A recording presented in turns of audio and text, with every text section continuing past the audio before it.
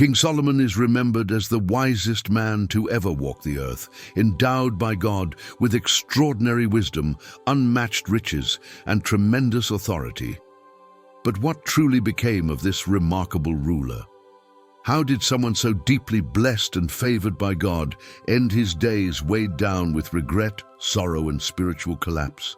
In this journey, we'll uncover the little-told story of Solomon's final chapter, a day filled with reflection on his triumphs, his failures, and the devastating results of straying away from God. We will discover how a king who once had everything eventually declared that all of life is meaningless, and consider what his story reveals for us today. What lessons can we draw from his missteps? How can we avoid the very traps that pulled him away? This is not merely the story of an ancient king, it is the story of every one of us who has battled with pride, temptation, and the allure of worldly pleasures. If you find this message stirring and insightful, be sure to support us by liking this video, subscribing to our channel, and turning on the notification bell so you never miss future teachings. Your encouragement allows us to continue sharing life-changing biblical stories and lessons. We also invite you to join the conversation. Share in the comments what part of Solomon's journey struck you the most. And don't keep this to yourself. Share this video with your friends and family, for the wisdom found in Scripture is timeless and worth spreading. So now, let us step into the final chapter of King Solomon's life. Together, we'll uncover the truth behind his rise, his decline, and the heartbreaking conclusion of Israel's wisest ruler. Don't miss this powerful retelling that could shift the way you see your own journey of faith. At the beginning of his reign, Solomon's future was full of promise. The son of David and Bathsheba, he had been chosen by God himself to inherit the throne after his father's rule. From the outset, his path was marked with divine approval and direction. In 1 Kings 3:5, the Lord appeared to Solomon in a dream at Gibeon and said, "Ask for whatever you want me to give you." Unlike most kings, Solomon did not request riches, long life, or vengeance upon his enemies. Instead, as recorded in 1 Kings 3:9, he humbly prayed, "Give your servant a discerning heart to govern your people and to distinguish between right and wrong. For who is able to rule this great nation of yours?" God was greatly pleased with this unselfish request.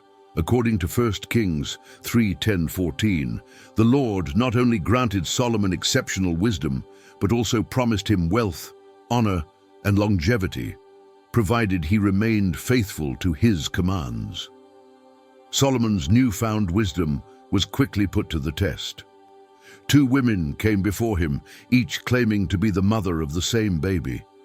In this famous case from 1 Kings 3:16-28, Solomon called for the child to be divided in two, knowing the true mother's compassion would reveal itself. Indeed, she pleaded for the child's life to be spared, even if it meant losing him.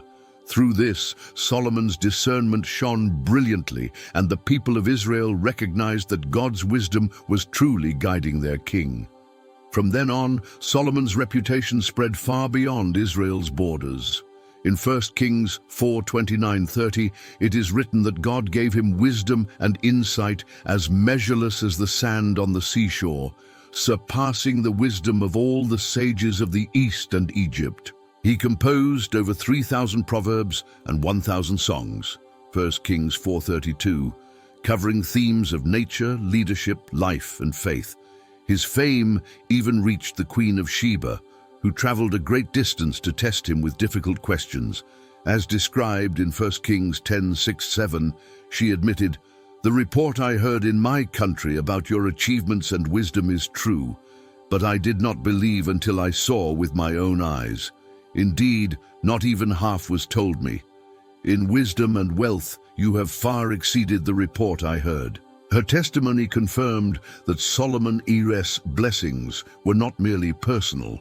They reflected the glory and favor of God upon all Israel. Yet Solomon's greatest earthly achievement was the building of the temple in Jerusalem, a dream his father David had longed to see fulfilled. Detailed in 1 Kings 6, This sacred structure was a wonder of ancient architecture, built from the finest cedar of Lebanon, overlaid with gold, silver, and bronze. It took 7 years to complete and became the spiritual heart of Israel, the dwelling place of God's presence among his people. When the temple was finished, Solomon led a solemn and powerful prayer of dedication. In 1 Kings 8:22-53, he stood before the nation, acknowledging God's greatness and pleading that he would hear the prayers offered in that holy place. At that moment, the glory of God filled the temple, 1 Kings 8:10-11, confirming that he was with his people. In 1 Kings 8:23, Solomon's heartfelt prayer is beautifully captured. Lord, the God of Israel, there is no God like you in heaven above or on earth below. You who keep your covenant of love with your servants, who walk before you with all their hearts. During Solomon's reign, Israel reached a level of wealth, prestige, and influence unlike anything before. His kingdom became a shining center of prosperity, drawing merchants, scholars, and rulers from every corner of the ancient world. As recorded in 1 Kings 10:23-24, King Solomon was greater in riches and wisdom than all the other kings of the earth. The whole world sought audience with Solomon to hear the wisdom God had put in his heart. The riches he accumulated were beyond imagination. By controlling the trade routes linking Egypt and Mesopotamia, Solomon's empire became the hub of international commerce. His fleets brought treasures from distant lands, gold, silver, ivory, apes, and even exotic peacocks. 1 Kings 10:22. Scripture tells us in 1 Kings 10:14 that each year Solomon received 666 talents of gold, over 25 tons annually. Even his throne reflected this immense grandeur. 1 Kings 10:18-20 describes it as crafted from ivory and overlaid with pure gold, with 6 steps leading up flanked by 12 lions, one on either side of each step. Nothing like it existed anywhere else in the world. His palace echoed this same extravagance. As noted in 1 Kings 10:21, every drinking goblet was made of gold, and all the furnishings of the palace of the forest of Lebanon were pure gold. Silver was considered so common and insignificant during his reign that it was hardly valued at all. Yet, with extraordinary wealth and influence came dangerous temptations. To strengthen alliances with neighboring nations, Solomon entered into marriages with foreign princesses. But in doing so, he ignored God's command. 1 Kings 11:1-2 tells us that Solomon loved many foreign women, Moabites, Ammonites, Sidonians, and Hittites, nations the Lord had warned Israel not to intermarry with, for they would surely turn the people's hearts toward other gods. Despite this warning, Solomon chose to follow his own desires. The Bible records in 1 Kings 11:3 that he had 700 wives, princesses, and 300 concubines. These marriages went far beyond political alliances. They directly violated God's instructions in Deuteronomy 17:17, which warned that the king must not take many wives, or his heart would be led astray. And indeed, as Solomon grew older, these relationships began to corrupt his devotion. Scripture states in 1 Kings 11:4, "As Solomon grew old, his wives turned his heart after other gods, and his heart was not fully devoted to the Lord his God, as the heart of David his father had been." The man blessed with divine wisdom now allowed his passions to cloud his judgment and draw him into disobedience. This decline was made visible through his actions. Solomon constructed high places, pagan altars on elevated sites, for idol worship. In 1 Kings 11:5, we learn that he built shrines to Ashtoreth, the goddess of the Sidonians, associated with fertility and immorality. He also erected altars for Chemosh, the god of the Moabites, and Molech, the god of the Ammonites, deities whose worship horrifically included child sacrifice. 1 Kings 11:7-8. These were not mere cultural gestures of tolerance. They were outright acts of defiance against God's commands. In Deuteronomy 12:2-3, God had explicitly commanded his people to destroy pagan high places, not build new ones. By disregarding this, Solomon openly disobeyed the Lord. The painful irony is that the very wisdom Solomon had prayed for, the ability to discern between good and evil, was now overshadowed by compromise and idolatry.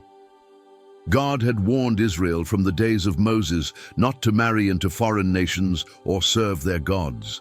In Deuteronomy 7:3-4, the Lord clearly instructed, "Do not intermarry with them. Do not give your daughters to their sons or take their daughters for your sons, for they will turn your children away from following me to serve other gods." Solomon ignored this, and his heart drifted further from the God who had blessed him so greatly.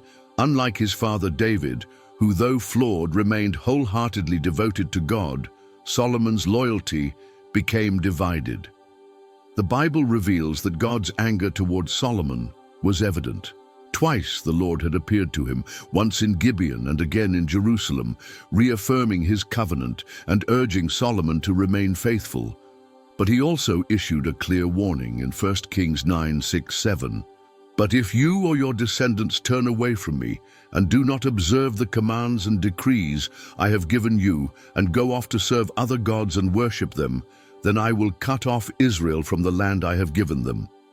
Tragically, despite these direct warnings, Solomon's heart was hardened. He continued to build pagan shrines and participate in idol worship, turning away from the God who had once lifted him to greatness. In 1 Kings 11:9-10, Scripture records God, as response to Solomon's unfaithfulness. The Lord became angry with Solomon because his heart had turned away from the Lord, the God of Israel, who had appeared to him twice. Although he had forbidden Solomon to follow other gods, Solomon did not keep the Lord's command. This marked a tragic turning point.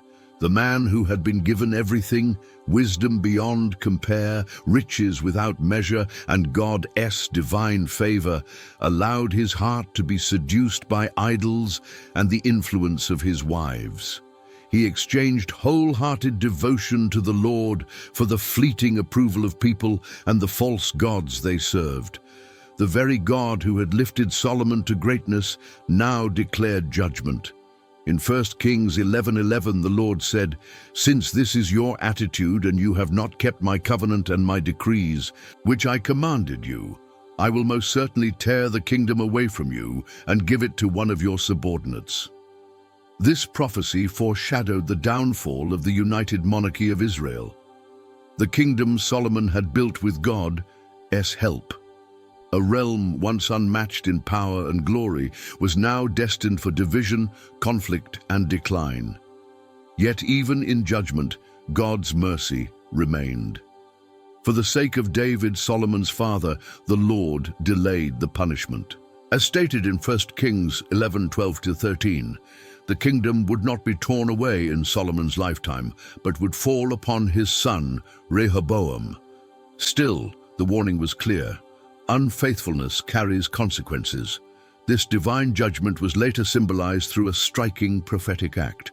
In 1 Kings 11:29-31, the prophet Ahijah met Jeroboam, one of Solomon's officials, just outside Jerusalem. Ahijah tore his new cloak into 12 pieces and instructed Jeroboam to take 10 of them. He then declared, "This is what the Lord, the God of Israel, says. See, I'm going to tear the kingdom out of Solomon's hand and give you 10 tribes." It was a vivid sign that Solomon's disobedience had set Israel on the path to division. As Solomon approached the end of his life, once hailed as the wisest and wealthiest man alive, he sat within his palace, surrounded by grandeur, yet haunted by emptiness. His days had been filled with achievements that astonished nations, wisdom that drew rulers from afar, a treasury overflowing with gold, and a kingdom that reached the height of its strength. But his final moments were not bathed in triumph. They were overshadowed by disobedience, regret, and spiritual sorrow. Much of this reflection is preserved in the book of Ecclesiastes, which many believe he wrote in his later years. In Ecclesiastes 1:2, Solomon begins with these haunting words, Meaningless, meaningless, says the teacher. Utterly meaningless. Everything is meaningless. These words reveal the inner emptiness of a man who had pursued everything the world could offer, only to discover its hollowness when separated from God. He remembered the glorious day he had dedicated the temple, Israel's sacred meeting place with the Lord.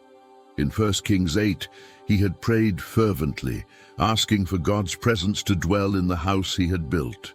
And indeed, the glory of the Lord had descended like a cloud, confirming his pleasure. But those early days of zeal and devotion now felt like a distant memory. In Ecclesiastes 2:10-11, Solomon reflects, "I denied myself nothing my eyes desired. I refused my heart no pleasure. My heart took delight in all my labor, and this was the reward for all my toil.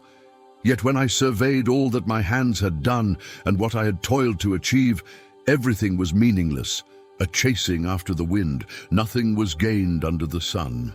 Despite building majestic palaces, cultivating vineyards, collecting unimaginable treasures, and surrounding himself with music, servants, and every form of pleasure, Solomon admitted it was all empty.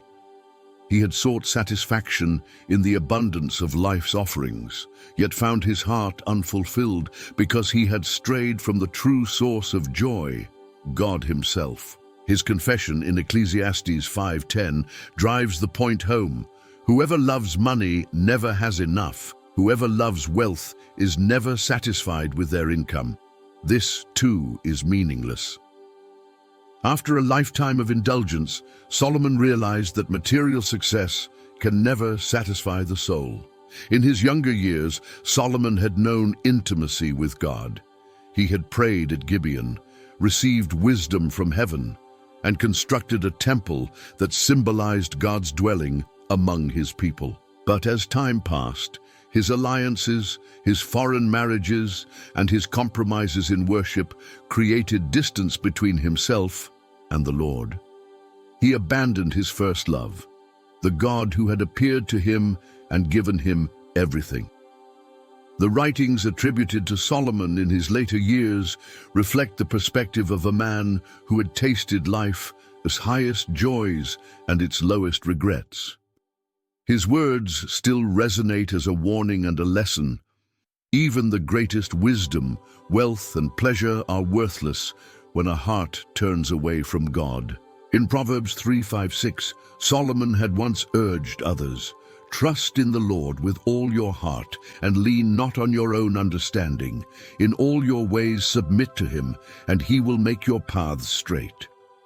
Yet in his own life, he tragically failed to live by this counsel.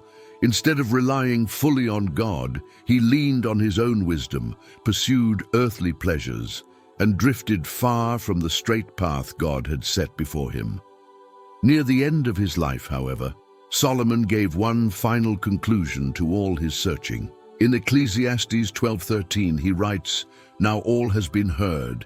Here is the conclusion of the matter. Fear God and keep his commandments, for this is the duty of all mankind." After a lifetime of grandeur, indulgence, and regret, Solomon had discovered that obedience to God alone brings true fulfillment.